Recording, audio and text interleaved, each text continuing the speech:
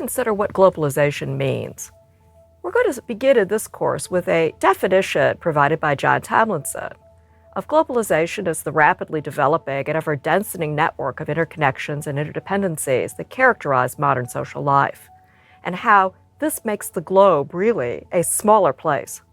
When we look at Hong Kong from this global perspective, we realize that Hollywood only provides one lens. Another lens is provided, of course, by Europe, since European cinema really helps to define a lot of world film culture.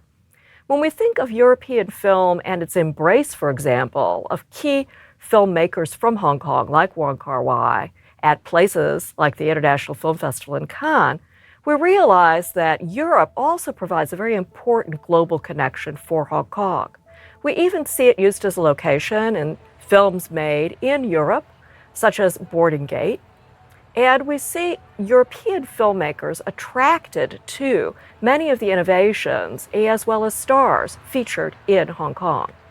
In this course, we're going to particularly focus on how Hong Kong defines its own global image, not only through what you see on screen, but the relationships that filmmakers forge with their peers throughout the world. We'll also look at some institutions that are very important in helping Hong Kong project this global image to the rest of the world, including the Hong Kong International Film Festival, Film Market, the Hong Kong Asian Film Financing Forum, and other institutions and production companies that are involved in creating these global connections that make Hong Kong what it is.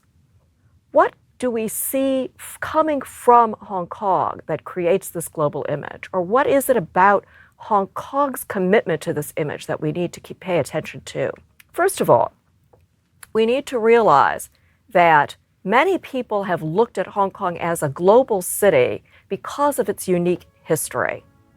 When we look at books by people such as Gary McDonough and Cindy Wong about global Hong Kong, they emphasize Hong Kong sits at the intersection between two very powerful empires, the Chinese dynastic empire as well as the British Empire, and that the opium trade brought these two empires into conflict, which gave rise to the fact that Hong Kong became a colony of Britain and remained so until 1997.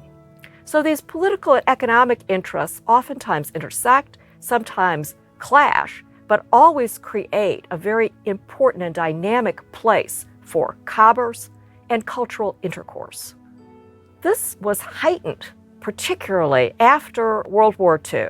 During World War II, of course, Hong Kong was briefly a territory of the Japanese Empire, and after the war, when it returned to British sovereignty, there was increased tensions between Hong Kong and the rest of Asia because of the change of China to communist rule in 1949.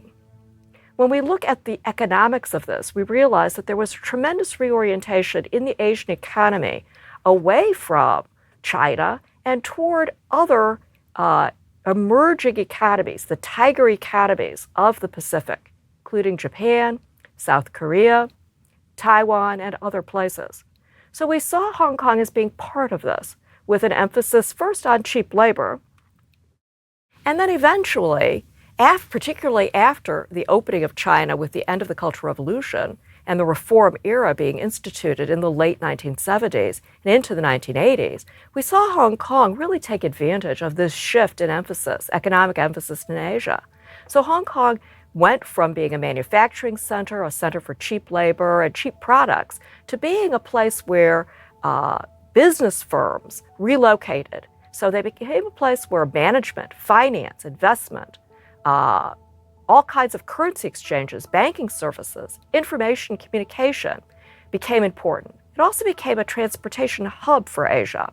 So this global system, if you will, became part of what gradually became more and more a service economy, so that sales, marketing, and tourism replaced the earlier manufacturing base. With this emergement, we also saw changes and shifts in the way in which Hong Kong presented itself on global screens. A shift in interest in filmmakers from appealing to a working class audience, a regional audience within the Chinese diaspora, and shifting toward looking more and more at the Chinese market as well as the world market for its audience.